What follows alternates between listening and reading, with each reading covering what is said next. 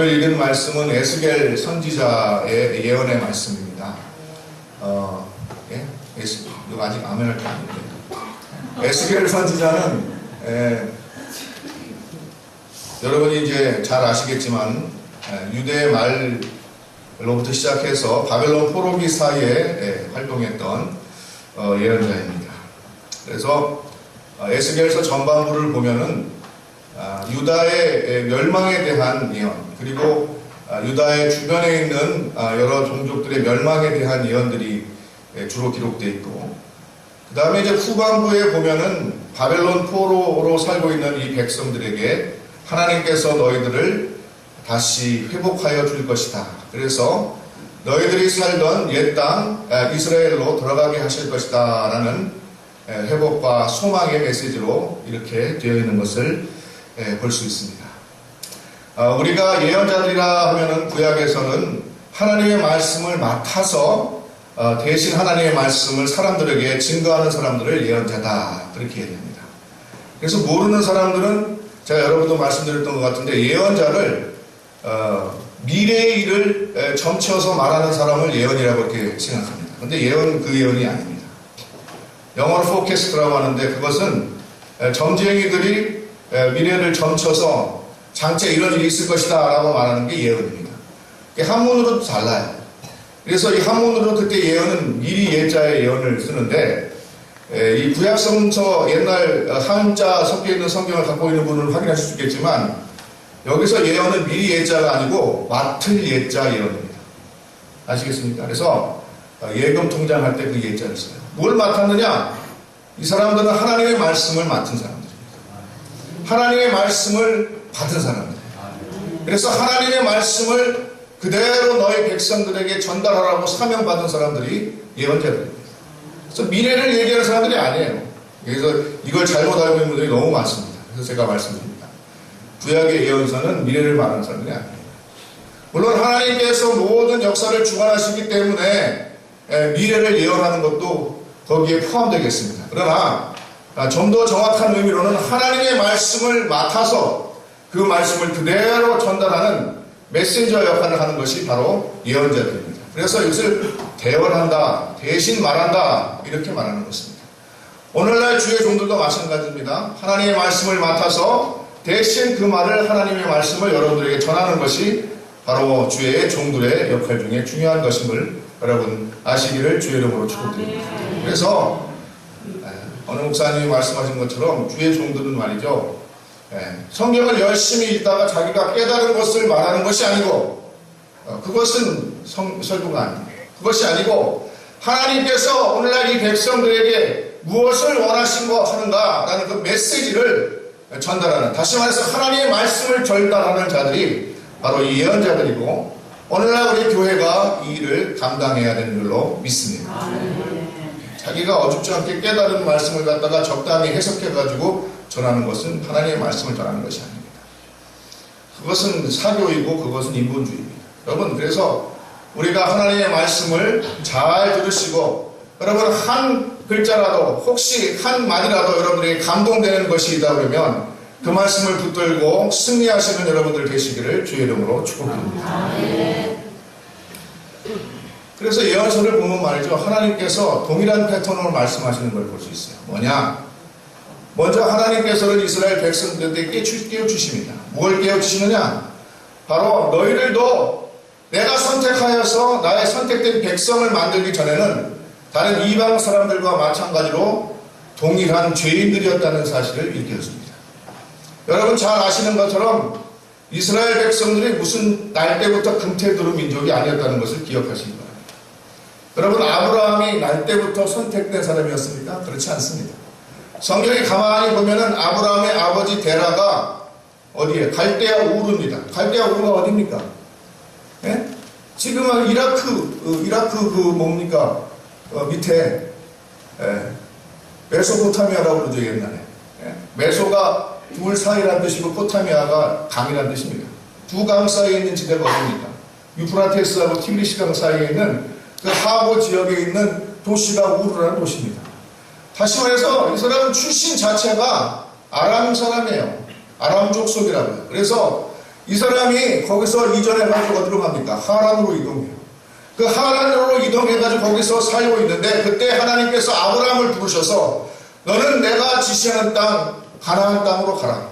내가 너로 큰 민족을 이루게 하겠고 너로 앞으로 많은 사람들에게 너를 통하여서 축복을 주는 그러한 믿음의 사람으로 내가 만들겠다. 내가 너를 택하였다 라고 말씀하시는 것을 들을 수 있습니다. 이게 뭡니까? 바로 우리 믿는 사람들은 말이죠, 믿기 전에, 하나님의 선택을 받기 전에 우리 또 마찬가지로 다 죄인들이었다는 사실을 일깨워주는 것입니다. 너희들 다른 것이 없다는 것입니다. 너희들 무슨 특별한 경태를 두고 태어나서, 특별히 네가 잘나서, 특별히 네가 잘생겨서, 특별히 네가 똑똑해서, 특별히 네가 한 일이 많아서, 좋은 일을 많이 해서 내가 너를 구원하였다는 것이 아닙니다. 하나님의 전적인 은혜로 우리는 구원받은 백성들인 것을 다시 한번 깨달아야 될 줄로 믿습니다. 그래서 우리는 겸손해야 되는 것입니다. 뭐 예수를 믿어가지고 나는 구원받았으니까 구원받지 못하고 세상 가운데 죄 가운데 사는 사람들 열등하다, 아이고 불쌍하다 이렇게 생각할 것이 아닙니다. 사도 바울이 말한 것처럼 우리도 예수 믿기 전에 다 죽을 수밖에 없는 진노의 자녀들, 죄의 자식들이었는데 주님께서 하나님의 은혜로, 하나님의 그 극진하신 사랑으로 전적인 그 은혜로 우리를 선택하여서 선택받은 민족 그리고 구원받은 주의 백성 삼았다는 사실을 우리가 깨달아야 될 줄로 믿습니다. 그런데 우리가 말이죠, 조금 지나면 이걸 까먹습니다. 사람은 이걸 자꾸 까먹어요. 그래서 하나님께서 자꾸 이것을 이끌어 주십니다. 너는 내가 죄인 되었을 때에 너를 선택하였고 나의 백성 삼았고 너를 통하여서 많은 민족이 나를 믿고 깨달아 알고 너를 통해서 많은 민족이 축복을 받게 하기 위해서 내가 너를 선택하였을 뿐이다. 다시 말해서 너는 그러므로 너의 사명을 잘 감당하는 그런 사람이 되어야 된다 라고 우리에게 다시금 불러일으켜 주시는 줄로 믿습니다. 여러분, 구약의 창세기 15장에 보면은 하나님이 아브라함과 언약을 세우실 때 그 모습이 형용되어 있는 것을 우리가 읽을 수 있습니다. 거기에 보면은 짐승을 잘라요. 짐승을 반으로 가른 다음에, 조그만 짐승은 자를 수 없기 때문에 그냥 옆에다 놓고 큰 짐승은 반으로 갈라서 아브라함이 잠시 잠든 사이에 거기에 하나님의 횃불이 그 짐승 쪼갠 사이로 지나간 그런 모습을 볼 수 있습니다. 이것이 옛날에 고대에 계약을 맺는 그런 방법이에요. 그래서 두 사람이, 요즘에는 종이로 이렇게 해가지고 거기다가 계약서 해가지고 갑을 해가지고 계약서를 작성하지만 그 옛날은 어떻게 했느냐면은 짐승을 자른 다음에 계약의 두 사람이 그 언약을 하고 그 짐승 사이를 둘이서 같이 걸어갑니다. 그러면 그것으로서 계약이 성립되었다라는 표시로 삼는 것입니다. 만약에 이 계약을 어길 시에는 이 쪼개진 두 짐승들과 같이 될 것을 암시하는 것입니다. 그런데 성경을 보면은 말이죠, 아브라함은 잠들어 있고 하나님의 불, 하나님만 홀로 그 사이를 지나가는 것을 볼 수 있습니다. 이것은 첫 번째는 일방적인 명령이라는 것을 우리에게 말했습니다. 하나님께서는 선택한 백성들에게 요구하는 것이 있습니다. 하나님의 말씀대로 살아서 너희가 하나님의 뜻을 이 땅에 이루고 너희를 통해서 하나님께서 원하시는 축복을 다른 사람들에게 전달하는 그런 축복의 통로가 되라는 명령이 우리에게 있는 줄로 믿습니다. 그래서 믿는 사람들은 누구든지 사명이 있습니다. 사명이 있습니다. 그 사명을 감당하시는 여러분들 되시기를 주의 이름으로 축복드립니다. 믿는 사람들은 다릅니다. 왜냐하면 하나님 앞에서 책임이 있는 사람들이기 때문에. 책임이 있는 사람. 나만 홀로 잘 사는 것이 아니라 내 주변에 그렇지 못한 사람들도 다 잘 살 수 있도록, 다 구원받을 수 있도록, 다 하나님의 영광 돌리는 하나님의 축복받는 자녀 될 수 있도록 인도할 사명이 믿는 사람들에게 있는 줄로 믿습니다. 이 책임이 우리에게 있어요. 이 책임이 있어요. 또 한 가지는 뭘 생각하시느냐, 하나님께서 그 불 사이로 지나가셨다는 것은 하나님께서는 그 약속을 반드시 지킨다는 사실을 우리에게 말해줍니다. 하나님의 언약은 변하지 않습니다. 하나님께서 우리를 구원하시겠다는 그 약속은 반드시 이룬다는 사실을 여러분 기억하시기를 주의 이름으로 축복드립니다. 그렇게 해서 우리를 백성 삼습니다. 그렇게 해서 우리를 백성. 예수 그리스도께서 오셔서 십자가에 못 박혀 돌아가실 때 주님께서는 그 약속을 확실하게 확증하셨고 이루셨고 그를 통하여서 우리를 구원의 길로 인도하여 주신 줄로 믿습니다. 여러분, 예수 그리스도의 십자가에서 한번 예수 그리스도께서 십자가 위에서 살과 피가 찢기고 뜯기고 모든 물과 피를 쏟은 이 사건은 주님께서 언약하신 그 약속을 반드시 이루신다는 확증이었던 것을 여러분 기억하시기를 주의 이름으로 축복드립니다. 그 보혈의 공로로 우리는 선택받고 우리는 구원받고 우리도 동일하게 죽을 수밖에 없는 죄인이었지만 우리를 구원하시고 우리에게 책임을 맡기시고 우리를 통하여서 많은 민족이 구원을 받고 축복받고 나를 통하여서 내 주변에 믿지 않은 사람들, 죽어가는 사람들이 사라지는 역사가 일어나시길 바란다는 것을 우리가 기억해낼 줄로 믿습니다. 예수 믿는 사람들은 다른 것입니다. 이 은혜와 이 책임감과 이 사명감을 가지고 이 땅을 살아가시는 여러분들 되시기를 주의 이름으로 축복드립니다. 이것이 예언서가 말하는 거예요. 너희들 그렇게 선택하지 않았냐? 너희들 그렇게 구원하지 않았냐? 예수 그리스도의 보혈의 공로로 너희를 건져내고 너희를 통해서 많은 민족이 복을 얻고 너희를 통해서 많은 민족이 잘되게 하는 것이 내 뜻인데 너희들이 그것을 하지 못했다. 그래서 예언자들은 항상 동일한 말씀으로 이스라엘 민족을 책망합니다.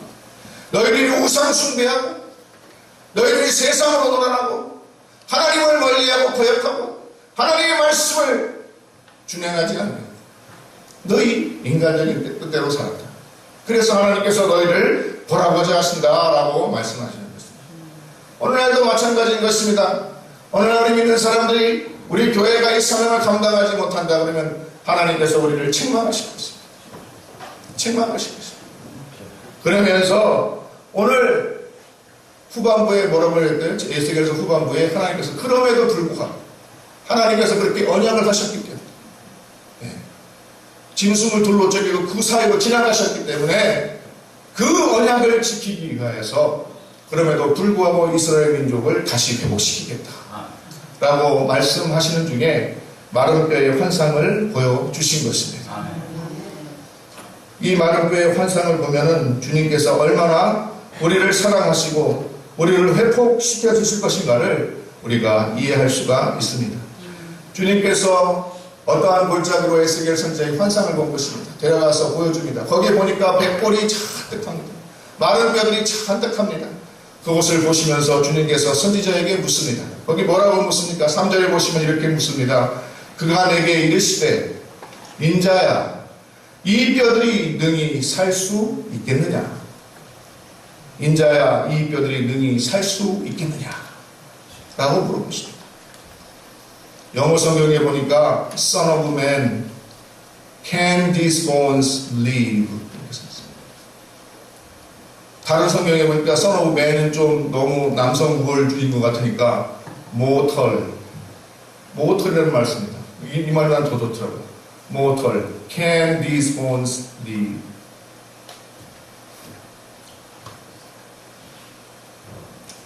오늘 주님께서는 저와 여러분에게 인생이여 이 마른 뼈들이 살아나겠느냐? 라고 물으십니다. 오늘날 우리가 사는 세상이 얼마나 메말라 있는지 알 수 없습니다. 오늘 이스라엘 백성들이 얘기하는 것처럼 우리는 하나님에서 끊어졌고 우리는 멸절될 수밖에 없고 우리는 소망이 없고 우리는 죽을 수밖에 없는 비참한 처지에 빠졌으니 우리는 어떻게 할 수 없습니다 라고 말하는 시대에 살고 있습니다. 이 시대에 하나님께서 우리에게 말씀하시는 것은 인자야 이 뼈들이 살아나겠느냐? 살아나겠느냐? 정말로 빈들의 마르풀같이 시들은 우리 영혼에 성령의 담비가 내리기를 주의 이름으로 축복드립니다. 인자야 이 뼈들이 살 수 있겠느냐? 이 질문을 통해서 우리 주님께서는 한 가지 중요한 말씀을 하고 계십니다. 그것은 무엇이냐? 너의 생각, 너의 인간적인 마음, 너의 인간적인 시각, 그것을 바꾸라고 말씀하고 계신 것입니다. 여러분, 마른 뼈들이 살아날 수 있습니까? 마른 뼈가 살아날 수 있습니까? 인간적인 눈으로 보면, 내 눈으로 보면, 내 상식으로 보면 그건 살아날 수 없습니다. 골짜기에 무더기처럼 하얗게 백골이 된 그 뼈들이 어떻게 살아날 수가 있겠습니까? 불가능합니다. 주여, 불가능합니다. 나를 시험하지 마십시오. 나의 믿음을 시험하지 마십시오. 어떻게 이 뼈들이 살아날 수 있겠습니까? 불가능합니다. 그럼에도 불구하고 우리 주님께서 에스겔 선지자에게 말씀하시는 것은 인자야 이 뼈들이 살아나겠느냐? 우리가 가진 인간적인 생각들, 인간적인 시각들을 하나님의 것으로 바꿔야 되는 줄로 믿습니다. 아멘. 바꾸시기 바랍니다. 아멘. 우리의 마음가짐은 안 되는 것입니다. 우리의 마음가짐은 할 수 있는 것이 아무것도 없는 것입니다. 우리의 능력으로는 되지 않습니다. 이것은 불가능해 보이는 것입니다. 오늘 우리가 살고 있는 이 세상에 모든 부조리와 불합리한 것들을 어떻게 할 수가 없는 것 같습니다. 내가 어떻게 하는 말입니까? 나는 쫓아가기도 힘듭니다.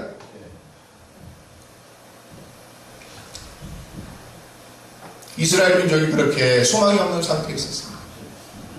그때 주님께서 선지자를 불러서 백골을 보여주시면서 정말로 이 시대에 저런 백골과 같이 소망이 없는 그 민족들이 다시 살아날 수 있는 그러한 능력이 일어나겠느냐 말씀하실 때에는 우리에게 너는 너의 생각, 너의 시각, 너의 그 판단을 믿지 말고 너는 나를 믿고 너는 나의 시각으로 세상을 바라봐야 된다라고 권면하고 계신 줄로 믿습니다. 아멘. 여러분 사람의 생각으로는 안 됩니다. 그러나 여러분 하나님의 마음, 하나님의 시각, 하나님께서 이 세상을 얼마나 사랑하시고 하나님께서 살아계시고 얼마나 능력이 많으신 분이라는 것을 여러분이 깨달을 때 여러분은 세상을 바라보는 눈이 바뀔 줄로 믿습니다. 그래서 이 바꿔야 되는 것입니다. 이 질문은 다시 말해서 너의 생각을 바꾸라는 것입니다. 너의 시각이 바뀌어야 된다는 것입니다. 너희가 사람 생각 가지고 하면 안 된다는 것입니다. 하나님의 마음을 가지고 세상을 바라보는 복된 여러분들 되시기를 주의 이름으로 축복드립니다.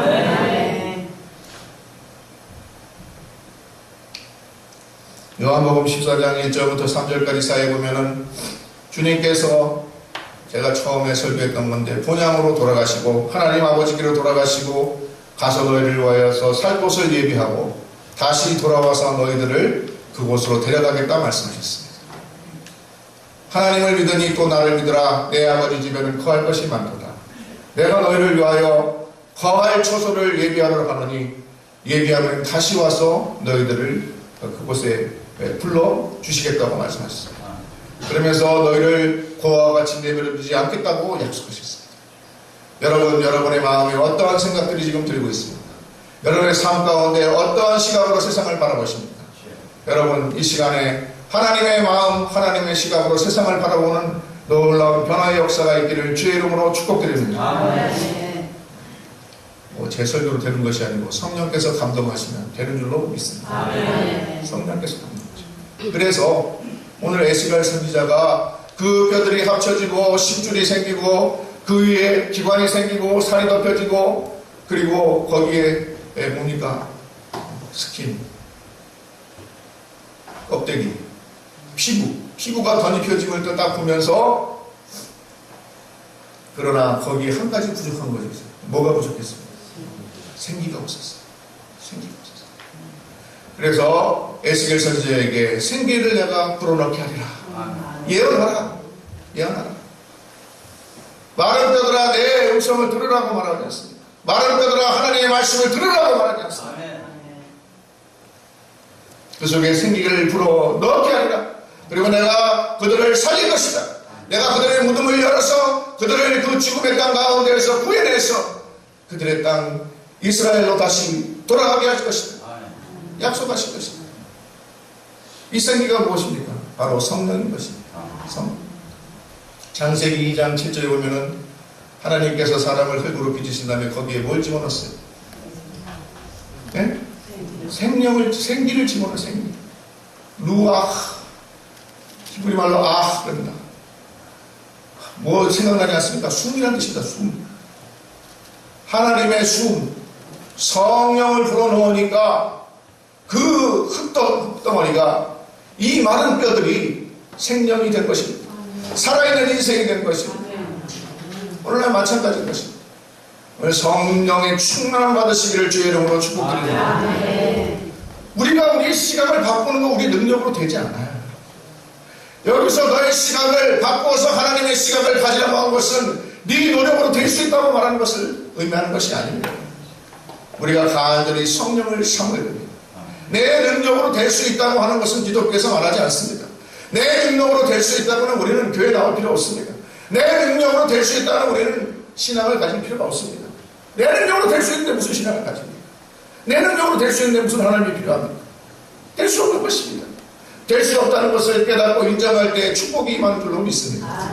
겸손하게 자기를 알고 자기를 인정하고 하나님 앞에서 무릎 꿇을 때 주님께서 성령을 부어주시고 우리에게 성령이 부어질 때 우리의 시각이 변화되고 우리의 생각이 바뀌어지고 우리의 삶이 바뀌어지는 역사가 나타나는 걸 여러분 믿으시기를 주의 이름으로 축복드립니다. 이게 믿어지면 축복입니다. 이게 믿어지지 않으면 참으로 말씀드리지만 불행한 일입니다. 혼자서 무언가를 해놓겠다고 열심히 노력하다가 아무것도 이루지 못하고 가는 불행한 인생이 되는 것입니다. 그러나 내가 하나님의 영이 있어야지 참으로 살아있는 사람이 되는 것입니다. 우리는요 날 때부터 영적인 존재라서요 먹고 사는 문제, 정치적인 노력, 어떠한 공부나 학업을 통해서 우리가 성스러운 사람이 될 수가 없는 거예요. 우리는 성령을 받아야 됩니다. 하나님의 영을 받아야 됩니다. 하나님의 생각이 속에 들어가야 됩니다. 나는 자꾸 예수 그리스도로 사는 사람이 되어야지 우리의 생각이 바뀌고 우리의 시각이 바뀌고 우리의 삶과 인생이 바뀌는 걸 믿으시기를 주의 이름으로 축복드립니다. 그것을 깨닫지 못하면 영원히 육신 가운데 죄 가운데 살다가 열심히 노력하는데 이루고 나서는 아무것도 없이 가는 허무한 인생이 되는 것을 여러분 깨달으시기를 주의 이름으로 축복드립니다. 우리가 성령의 충만함을 받아야 되는 것입니다. 예수 그리스도 안에 사는 여러분들 되시기를 바랍니다. 성령의 충만함을 받으면 변화가 일어나는 것입니다. 여러분 복음은 가장 단순하고 간단합니다. 우리는 우리 힘 가지고는 구원받을 수 없는 죄된 존재이지만 하나님의 은혜로 구원받을 수 있다는 것입니다. 누구든지 예수 그리스도 믿으면 변화된다는 것입니다. 성령을 삼으면 내 안에 예수 그리스도가 주인 되시면 우리의 인생이 변화된다는 것입니다. 우리의 인생이 변할 뿐만 아니라 우리를 통하여서 많은 사람들이 변화되는 역사가 일어난다는 것입니다. 우리만 축복을 받는 것이 아니라 내 주변에 믿지 않는 사람들이 예수 믿고 축복받는 인생이 된다는 것입니다. 예수 믿으면 모두 다 잘 된다는 것입니다. 여러분 이건 세상에서 가르치는 것과는 전혀 다른 것입니다. 여러분. 세상 쫓아가다가 탐욕을 받는 것입니다. 세상은 얼마나 경쟁하고 얼마나 서로 잡아 죽이지 못해서 안달이고 내가 잘 되기 위해서 다른 사람을 짓누르려고 합니까? 그러나 예수 믿으면 모두가 잘되고 모두가 축복받고 모두가 구원받는 길로 가는 것을 믿으시기를 주의 이름으로 축복드립니다. 성령을 받으면 우리의 시각이 바뀌고 비록 저 백골이 내가 전에 성령 받지 못하고 세상적인 생각으로 바라볼 때는 전혀 살아낼 수 없는 희망이 없는 그러한 것이었지만은 성령이 임하고 내가 내 생각이 바뀌고 내가 하나님의 마음으로 세상을 바라보니까 저 백골들이 일어나서 정말로 그 속에 생기가 들어가서 하나님의 역사를 이루는 큰 군대가 되는 환상을 보게 되는 줄로 믿습니다. 아멘.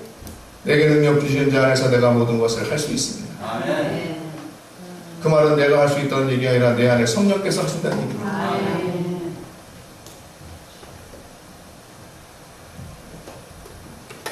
CNN의 인터넷판 뉴스 기사에서 스마트폰 사용자들에 대해 습관에 대해서 조사한 적이 있다고 합니다.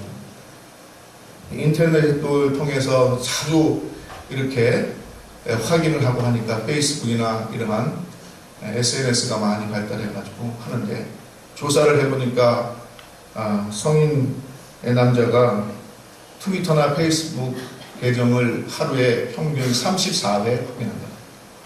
그리고 어떤 사람들은 심하게는 10분마다 한 번씩 그걸 확인하는, 그렇지 않으면 괜히 뭔가 오면 확인해봐야 되는 그러한 생활 패턴을 보이고 있다라는 보도를 하였던 겁니다. 여러분, 성령에 얼마나 민감하십니까? 성령께서 날마다 우리에게 신호를 보내시는데 그 신호에는 얼마나 민감하게 여러분 반응하십니까?